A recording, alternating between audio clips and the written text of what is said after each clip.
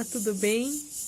Bom, seguimos aqui em quarentena e é engraçado como as coisas elas vão acontecendo, né? Meu celular não para de receber algumas mensagens engraçadas sobre piadinhas dos afazeres dos maridos reclamando das esposas que estão pedindo para elas fazerem tudo em casa, as esposas ficando malucas com as crianças, esse é um dos meus casos, porque tem muita lição de casa. Além disso, nós estamos fazendo home office, além da lição de casa, as criançadas não param de comer, elas pedem coisa para comer o tempo todo, e cada dia mais vem aparecendo esses memes, e nesse monte de coisa, a gente ainda tenta encontrar Deus, tenta encontrar um tempo para estar com Deus, não acha esse momento e acaba fazendo o quê? Outras coisas que ainda assim colocam mais ainda coisas na nossa cabeça. A gente escuta música alta para ver se a gente encontra Deus, ouve pregação aqui, ouve ali. E o fato é que nós estamos perguntando agora, onde está Deus? Onde está Deus nesse momento que nós estamos passando? Como encontrar a Deus nessa quarentena, como sentir a presença de Deus, como ouvir Deus falar conosco. E é sobre isso que eu quero conversar com vocês hoje, sobre onde está Deus. Eu compartilhei essa palavra na minha célula essa semana e Deus ainda tem falado muito comigo sobre ela, então eu decidi gravar para compartilhar com vocês. Quando Deus começa a falar comigo e a me incomodar, eu acho que Deus também quer que eu reparta sobre isso. E é por isso que eu queria compartilhar com vocês. Às vezes a gente está num momento em que, apesar de nós termos bastante sede da presença de Deus, apesar de termos bastante desejo de ouvirmos a voz de Deus e querermos a sua presença, a gente não consegue encontrar essa presença. A gente não consegue sentir que Deus está ali. E isso aconteceu com o profeta Elias. Eu não sei quantos de vocês já ouviram sobre a história dele, mas ele foi uma pessoa extremamente usada por Deus. Ele foi uma pessoa que viveu milagres que outros não viveram na Bíblia, porque ele era alguém realmente que tinha a presença de Deus, que ouvia a voz de Deus, que conseguia se conectar com Deus de uma maneira especial. Mas teve um momento na vida dele que ele temeu. Depois que ele viveu um grande milagre, onde ele viu a presença de Deus poderosa se manifestando, ele foi ameaçado de morte. E ali ele temeu e fugiu para uma caverna. Diz a Bíblia que ele andou 40 dias e 40 noites no deserto, até que ele se escondeu em uma caverna. Está aí em 1 Reis 19, do versículo 9 ao 13, a gente vai ler. Elias ali estava desesperado, e aqui fala assim: ali entrou numa caverna e passou a noite. E a palavra do Senhor veio a ele: o que você está fazendo aqui, Elias? E ele respondeu: eu tenho sido muito zeloso pelo Senhor, o Deus dos exércitos. Os israelitas rejeitaram a tua aliança, quebraram os teus altares e mataram os teus profetas à espada. Eu sou o único que sobrou, e agora também estão tentando me matar. Ele estava abrindo o seu coração diante de Deus e falando por que ele estava inconformado, por que ele tinha medo e qual que eram as suas petições. Então no versículo 11, o Senhor lhe disse: saia e fique no monte, na presença do Senhor, pois o Senhor vai passar. Então veio o vento fortíssimo que separou os montes e os esmigalhou as rochas diante do Senhor, mas o Senhor não estava no vento. Depois do vento, houve um terremoto, mas o Senhor não estava no terremoto. Depois do terremoto, houve um fogo, mas o Senhor não estava nele. E depois do fogo, houve um murmúrio de uma brisa suave. Quando Elias ouviu, puxou a capa para cobrir o rosto, saiu e ficou à entrada da caverna. E uma voz lhe perguntou: o que você está fazendo aqui, Elias? E daí começa novamente um diálogo dele com Deus. Mas sabe o que me chama muita atenção? Elias tinha tido experiências com Deus sobre um Deus poderoso. Elias tinha tido experiências com Deus, de um Deus que realmente se manifestava no poder. E a experiência que Elias teve aqui com Deus, ela foi diferente. E talvez possa ser assim comigo e com você hoje. Nossas experiências que nós temos com Deus foram em momentos diferentes. Não foram em momentos em que a gente estava trancado dentro de casa, querendo ouvir a voz de Deus, tomados às vezes pela ansiedade, pelo medo das notícias que têm vindo, tomados por um sentimento diferente de incertezas que vão vir. E é nesse período onde Deus quer se manifestar de uma maneira diferente também nas nossas vidas. Sabe, essa nossa ansiedade, e às vezes que só piora porque muitas vezes nós não sentimos a presença de Deus, é porque nós estamos vivendo ao meio ao caos.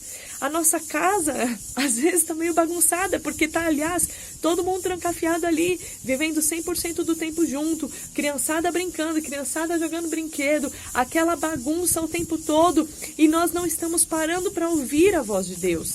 E aqui diz que passou um vento forte, mas era tão forte esse vento que separou os montes e esmigalhou as rochas. E ele, naquele anseio de ver Deus poderoso se manifestando, achou que Deus estivesse ali, mas Deus não estava ali. E depois que veio um terremoto, mas Deus também não estava no poder do terremoto. Depois veio um grande fogo, e Deus também não estava no poder do grande fogo. Mas veio um murmúrio de uma brisa suave, que a gente tem que parar tudo que está fazendo para ouvir, porque ela fala baixinho, bem baixinho, que se a gente não estiver prestando muita atenção, a gente não ouve. E é assim que Deus se manifestou para Elias naquele momento, diferente de tudo aquilo que ele já tinha visto, diferente de tudo aquilo que ele já tinha ouvido. Ele deixou de ter uma experiência que ele estava acostumado com Deus para encontrar Deus na quietude. E é isso que eu quero falar hoje com vocês. Deus está na quietude tentando se manifestar a nós. Nós estamos com esse anseio de encontrar a Deus em meio ao caos. E Deus, Ele não vai se manifestar, querido, dessa maneira onde a gente não para ouvir a Ele. Nós temos que parar tudo. Sabe o que me chama a atenção dessa palavra murmúrio? É que quando alguém murmura com a gente tem que prestar 100% de atenção, senão a gente não ouve.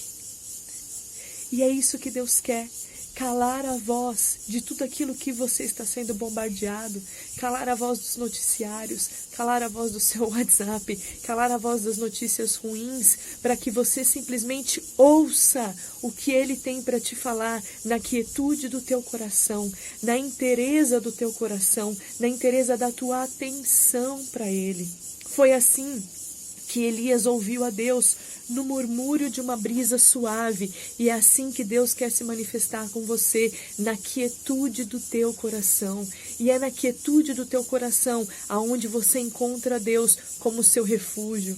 Queridos, quando você for buscar a Deus, talvez você não vá conseguir buscar quando tiver todo mundo acordado na tua casa, principalmente se você tiver crianças pequenas.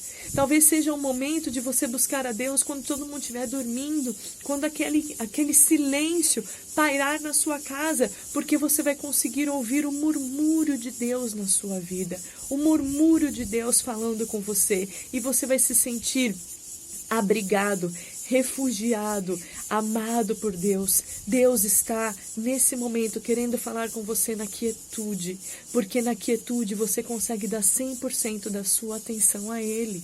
Na quietude a sua mente não está sendo dividida. Na quietude você consegue ouvir o murmúrio dele no seu ouvido. E é ali que Deus está, é ali que Deus quer falar com você.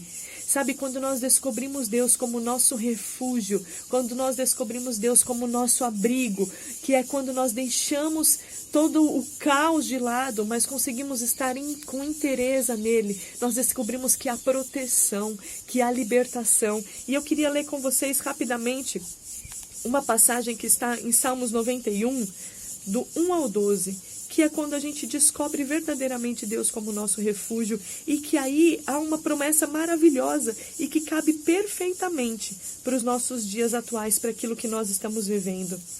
Deixa só eu achar aqui, Salmo 91, do 1 ao 12, fala assim: aquele que habita no abrigo do Altíssimo e descansa à sombra do Todo-Poderoso, pode dizer ao Senhor: Tu és meu refúgio e minha fortaleza, o Deus em quem eu confio. Olha essa parte: Ele o livrará do caçador e do veneno mortal. Ele o cobrirá com as tuas penas, e sob as suas asas você encontrará refúgio. A fidelidade dele será o seu escudo protetor. Você não temerá o pavor da noite, nem a flecha que voa de dia, nem a peste que se move sorrateira nas trevas, nem a praga que devasta ao meio-dia. 1000 poderão cair ao seu lado, 10.000 à sua direita, mas nada o atingirá. Você simplesmente olhará e verá o castigo dos ímpios. Se você fizer do Altíssimo o seu abrigo, do Senhor o seu refúgio, nenhum mal o atingirá. Desgraça alguma chegará à sua tenda, porque aos teus anjos ele dará ordem ao seu respeito, para que o protejam em todos os seus caminhos. Com as mãos eles o segurarão, para que você não tropece em alguma pedra. O nosso segredo de proteção não está em saber muitas informações.